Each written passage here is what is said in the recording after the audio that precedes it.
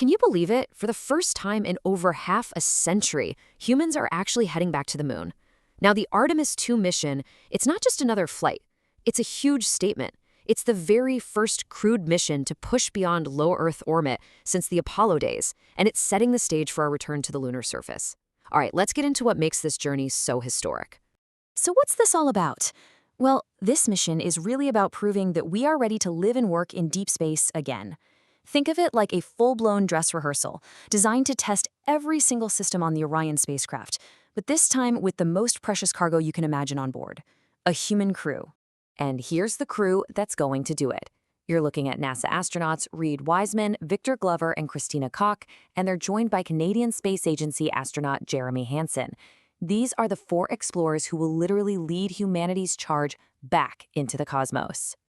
Just let that sink in for a second. It's been over 50 years. An entire generation, maybe 2, has gone by since we last sent astronauts this far away from our home planet. Artemis II? Well, it marks the end of that long pause. You're looking at an intense 10-day sprint of a mission.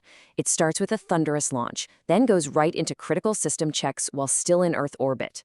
After that, it's a 4-day coast out to the moon, a truly breathtaking flyby, and then the high-stakes return and splashdown. So let's break down the most important parts of this flight plan.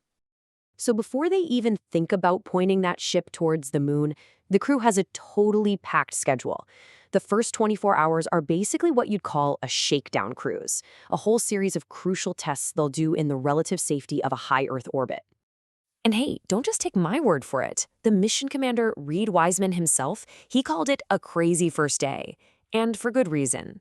I mean, the success of the entire 10-day mission pretty much hinges on these initial checkouts. This is where it gets down to the absolute basics of survival. They have to prove that Orion can actually work as a habitat. I mean, can the life support systems scrub the carbon dioxide out of the air and keep it breathable? Is the water system working? Can the crew actually use the toilet? These are the fundamental life or death questions that have to be answered with a yes before they commit to that long journey to the moon. And then you've got this, which is just pure piloting skill. After Orion separates from the rocket's upper stage, that's called the Interim Cryogenic Propulsion Stage, or ICPS, the crew is going to take manual control of that 25-ton capsule. They'll use that spent rocket stage as a target, flying towards it and then backing away. This isn't just for show. It's absolutely essential practice for future missions that are going to need to dock with a lunar lander or even the Gateway space station. What's so cool about this is it shows the incredibly complex dance in space the crew is going to perform. We're talking about a series of super precise pitches, rolls, and thruster firings, all to prove that a human can skillfully fly this next-generation spacecraft.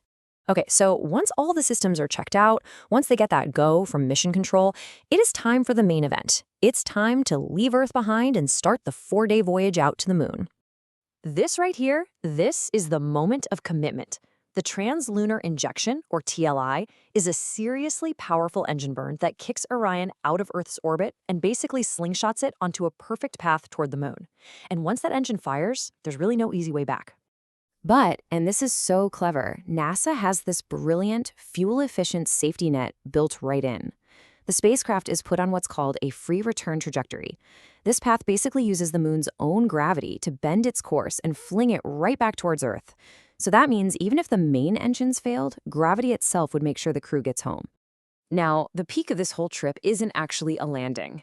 No, it's a historic flyby, one that's going to take the crew closer to the moon than we've been in decades, and farther from Earth than any human being has ever been in history. And this just lays it out perfectly. The crew of Apollo 13, on their terrifying journey home, they set the current record for the farthest humans have ever traveled from Earth. Artemis II is projected to fly about 4,000 miles beyond that point. Just incredible. So what's that going to look like for them? Well, to help you picture it, NASA says that from their farthest point, looking back at the moon will be like holding a basketball out at arm's length. I mean, just imagine that sight, with our tiny, distant Earth floating in the background. So as Orion makes that long loop around the moon, the crew's going to see something only a handful of humans have ever seen directly, the far side. For about 30 to 50 minutes, they'll be completely out of radio contact, utterly alone, with a view of a lunar landscape that's been hidden from Earth for all of human history. Okay, so they've seen the moon, they're heading home, but don't get comfortable. The mission is far from over. In fact, you could say the most dangerous part is still ahead, a high-speed, fiery plunge right back through Earth's atmosphere. I mean, we are talking about a trial by fire, literally. As Orion slams into the upper atmosphere, friction is going to heat its protective shield to an unbelievable 3,000 degrees Fahrenheit. That shield is the only thing standing between the crew and all that intense heat.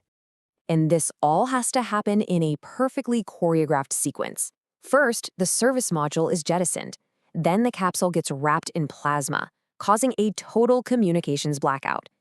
After that, a series of parachutes deploy to slow the whole thing down from hypersonic speeds to a gentle 17-mile-per-hour splashdown in the Pacific. So, what does this all really mean? Why is this lunar flyby so incredibly critical? It's because this test flight is the final exam before we commit to landing humans back on the moon. You know, when you boil it all down, it comes to this. A successful Artemis II is the green light for Artemis III.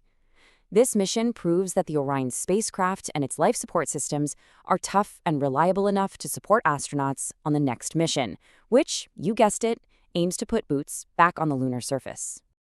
And this beautiful beast is the machine that makes it all possible. The Space Launch System, or SLS, is the only rocket in the world with the power to send both the Orion capsule and a full crew on a direct path to the moon, kicking off this whole new era of exploration. Artemis II really is the bridge between testing all our new hardware and reaching our ultimate goal. Its success validates over a decade of hard work and opens the door for the next giant leap. So this mission, it asks one simple question. Are we ready? And with its completion, the focus shifts to the next incredible challenge. Who will be the next humans to walk on the moon?